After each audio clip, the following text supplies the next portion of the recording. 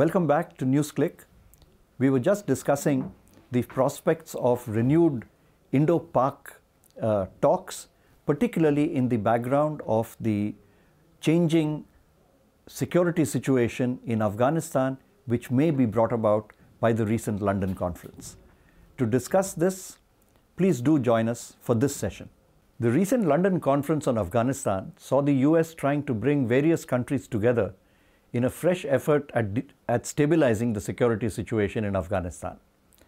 Apart from President Obama's surge in the US military presence, additional funds flowing into Afghanistan, and an emphasis on building capabilities of the Afghan National Army, a major focus of the London conference was on seeking a rapprochement with sections of the Afghan insurgency, the so-called good Taliban.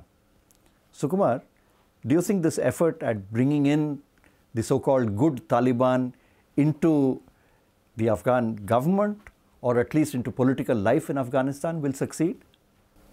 Well, this Taliban word is a little misleading because it's a highly differentiated, internally differentiated entity. Taliban is a multi-headed, many-headed creature, and there are several kinds of motivations behind what are called Taliban actions against the Karzai government. So which of these Taliban do you think this effort is directed at?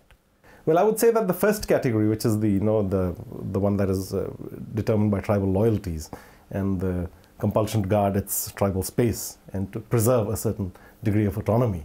We should realize that Afghanistan has always been that kind of a confederation of tribes, more than a centralized nation state. During the monarchy, that's how the equilibrium was maintained, to kind of by playing off one tribe against the other and maintaining a kind of equilibrium between all of them.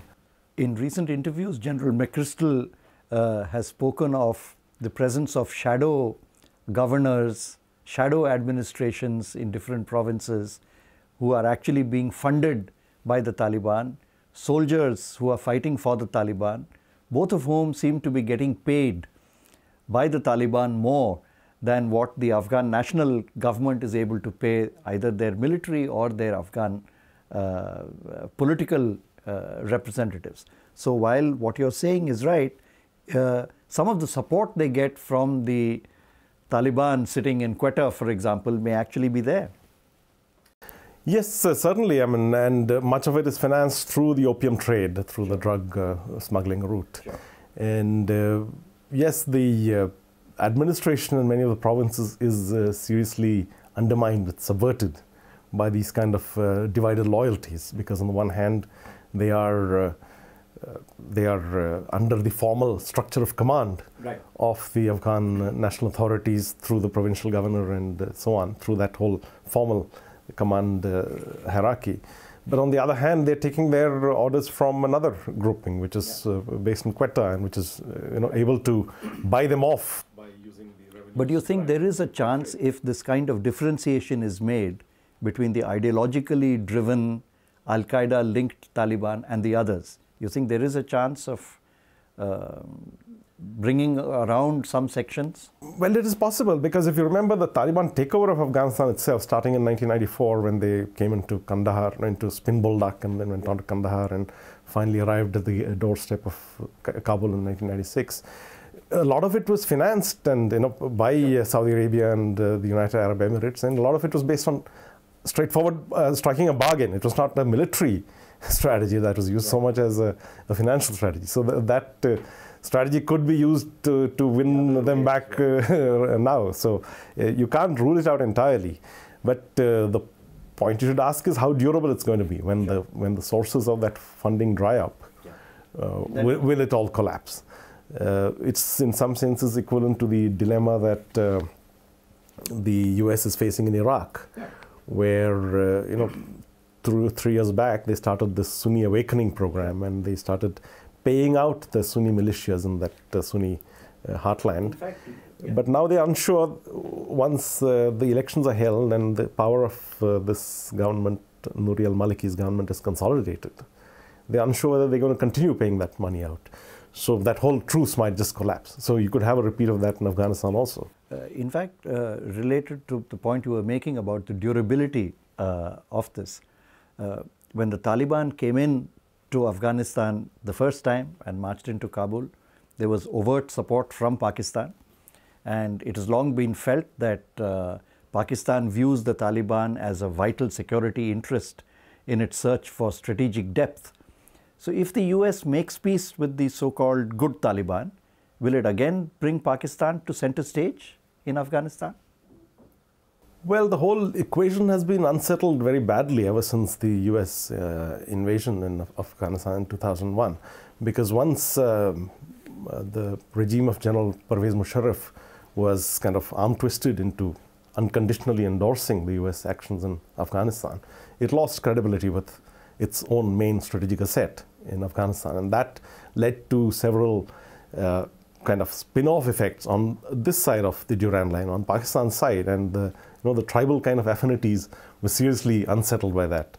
And now the Taliban that is emerged in Pakistan is fighting the Pakistan state. Sure. So it's no longer a strategic asset, no longer something that you can view unequivocally as a strategic asset for Pakistan. It's become very much of a strategic embarrassment or a liability and a potential threat to the long-term viability of the Pakistan state. So is Pakistan today feeling comfortable with this idea of a rapprochement with the Taliban, or are they also having some doubts about its? Well, I would say from their point of view, it is better than the current situation, because at least there you're bringing some persons out of that strategic equation, bring them onto your side.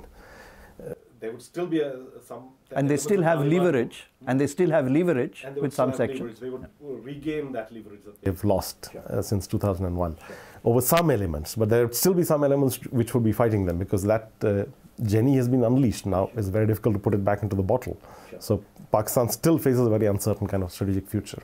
Many commentators have observed that India was isolated in the London conference, besides not having been even invited to the earlier conference in Turkey. Did India miscalculate the mood of the US and its allies, or even of other countries concerned at the situation in Afghanistan, such as Russia or China? Have Indian assessments changed now, for instance, resulting in the Indian invitation to Pakistan to resume talks? Well, I don't think India had very much of a position on Afghanistan, other than just continuing with the existing strategy. And that increasingly, the signals were very clear that increasingly this was being seen as infeasible, that it's not a viable strategy for long term. The losses in manpower and money that the US has been taking are not sustainable for very much longer. So there was a change of tack which was imminent. Now, whether we read that right or not is another matter. I don't know who sets policy for us, but obviously it is not in India's interest to have a kind of complete destabilization of Afghanistan, possible implosion of that state, because that could generate shockwaves which could lap up against our shores. So from the point of view of denying Pakistan any kind of new strategic leverage over Afghanistan, if you look at it from that point of view, that's a very narrow kind of vision, and we can't continue to view geopolitics through just that very narrow prism. Right. We have to have a broader vision of this, because it's not just about us and Pakistan. It involves the broader Central Asian region. One of the aspects pointed out by some commentators has been that India has totally lacked leverage with any sections among the Pakhtuns, even going beyond the ideological Taliban. And that's one reason for India's discomfort, that they would have no leverage with this section, even if they were not to be overtly hostile. Yep. See, India, Russia and Iran were the three main sponsors of the Northern Alliance. And now the key thing about the Northern Alliance is that they had exclusively non-Pakhtun. And now they are, they have people in power in Afghanistan, like Marshal Fahim, who's now the vice president, was a member of the Northern Alliance. But he is broken off from the formal structure of the Northern Alliance, and he's now operating on his own, and he's not considered an entirely a person that you can rely upon for bringing peace and stability to Afghanistan. But he's what you have, and you got to work with whoever you have there. Now, whether the Pakistan's leverage in Afghanistan increases or not, is not something that we should worry unduly about, because what we got to appreciate is that this is a relationship which is really of strategic centrality to Afghanistan, because you can look up the statistics. In just one border crossing along the Durand line, there are an average of 70,000 crossings every day. Sure.